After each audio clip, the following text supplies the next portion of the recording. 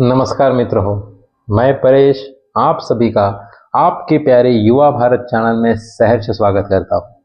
आज रक्षाबंधन के बारे में कुछ इंफॉर्मेशन जानने की हम कोशिश करेंगे।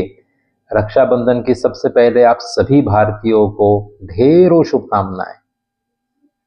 हम जानने की कोशिश करेंगे कि रक्षाबंधन जो है ये क्यों मनाया जाता है, इसके पीछे की जानकारी क्या है कि किस बिना पे ये रक्षाबंधन शुरू हुआ, कहाँ से ये शुरू हुआ, कुछ इन्फॉर्मेशन उसके अगर हम जान पाए तो मैं साझा करने की कोशिश करता हूँ।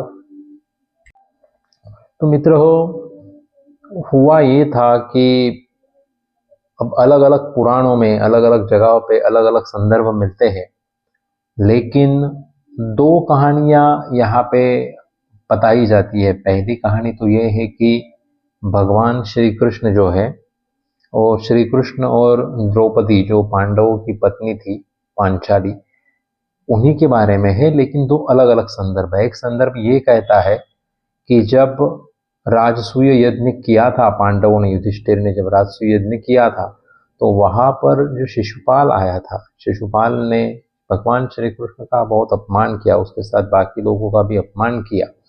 तो उसके 100 अपराध माफ करने की भगवान ने वचन दिया था अपने बुआ को, उनके बुआ का लड़का था। तो जब उनके 100 अपराध पूरे हुए तो भगवान ने अपने सुदर्शन चक्र से उसका वध किया। लेकिन उसके वध के बाद भगवान श्री कृष्ण की उंगली पर चोट आई।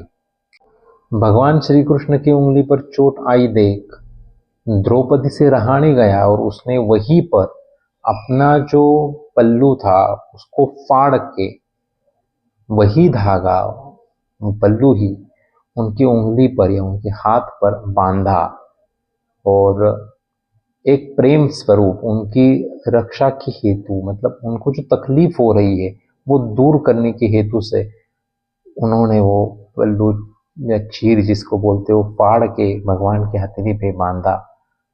तो उसको ही रक्षा धागा मान भगवान श्री कृष्ण ने, जब कौरवों ने द्रौपदी का चीरहरण किया तो वो वहां पर द्रौपदी के शील की रक्षा, उसके अब्रू की रक्षा भगवान श्री कृष्ण ने की थी। तो एक धागे से उन्होंने अपनी जो मुंह बोली बहन है द्रौपदी, उसकी रक्षा की थी। उसी कारण या उस वक्त से ये रक्षाबंधन जो है वो मनाया जाता है। तो भगवान श्री कृष्ण की हथेली कटने या उंगली कटने या कहीं चोट लगने की अलग अलग वजह अलग अलग ग्रंथों में, पुराणों में बताई गई है, लेकिन ये संदर्भ एकदम क्लियर है कि द्रौपदी ने उसी वक्त कोई, मतलब ये सोचकर कि भाई मैं जाऊंगी और पर्टिकुलर चीज लेके आऊंगी, लेकिन तब तक तो और खून बह जाएगा, तो इसीलिए वो उससे सहन नहीं हुआ और उसी वक्त उसने अपना चीर फाड़कर पूरी श्रद्धा के साथ भगवान श्री कृष्ण को बांधा, उनके खून को रोकने की कोशिश की। और उसी श्रद्धा के कारण, उसी सहृदयता के कारण भगवान ने भी एक भाई जैसे अपने कर्तव्य को निभाते हुए उनकी रक्षा की। तो इसीलिए ये राखी का त्योहार मनाया जाता है। राखी का त्योहार जो है वो महाराष्ट्र में एक नारळी पूर्णिमा करके भी कहा जाता है। राखी पूर्णिमा का ही दिन है। तो ये नारळी पूर्णिमा का जो सन या उत्सव मनाया जाता है वो कुली बांधव या जो समुद्र तट पे रहने वाले लोग हैं वो मनाते हैं। जो मछलियां पकड़ने का काम करते हैं मछुआरे, वो लोग ये फेस्टिवल साझा करते हैं, मनाते हैं। तो इसमें क्या होता है कि जब बारिश शुरू होती है तब समुद्र में तूफान आया हुआ होता है, और ऐसे माना जाता है कि जब नारळी पूर्णिमा होती है, मतलब रक्षाबंधन के दिन, वो तूफान थम जाता है तब तक, और फिर ये समुद्र को या वरुण देव को नारियल अर्पण करके उनको शांत रहकर रक्षा करने का एक विनंती की जाती है। और फिर ये लोग वहां पर समुद्र में अपनी नाव डालते हैं रक्षाबंधन के बाद, और फिर से मछुआरों का काम, मतलब मछलियां पकड़ने का काम शुरू करते हैं।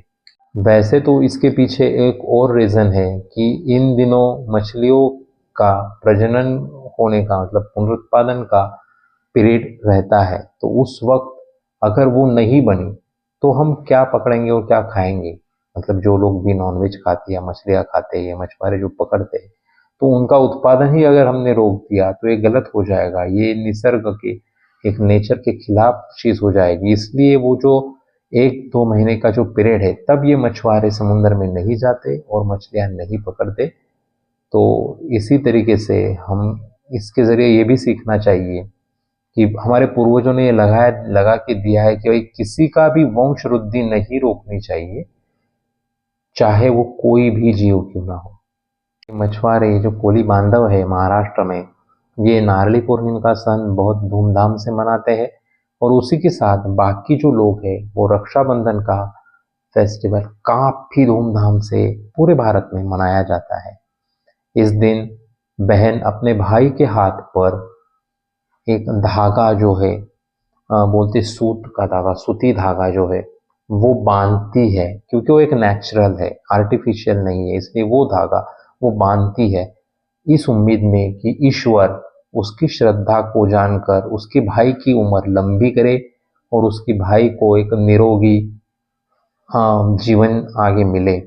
और भाई भी एक वचन देता है कि इस धागे के बदले में उसको कहीं भी कभी भी अगर कोई भी तकलीफ हो तो उस तकलीफ में वो भाई वहां पे खड़ा रहेगा और उसकी रक्षा करेगा। तो ये जो है ये रक्षाबंधन का असली महत्व है। आप लोगों को आज का वीडियो कैसे लगा ये अवश्य कमेंट बॉक्स में आप लिखिए, डालिए, आपके कमेंट्स में प्रोत्साहित करते हैं।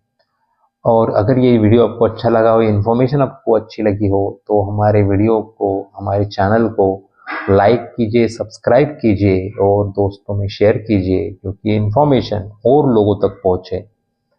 तब तक आप सभी को फिर से एक बार रक्षाबंधन की ढेरों शुभकामनाएं। धन्यवाद।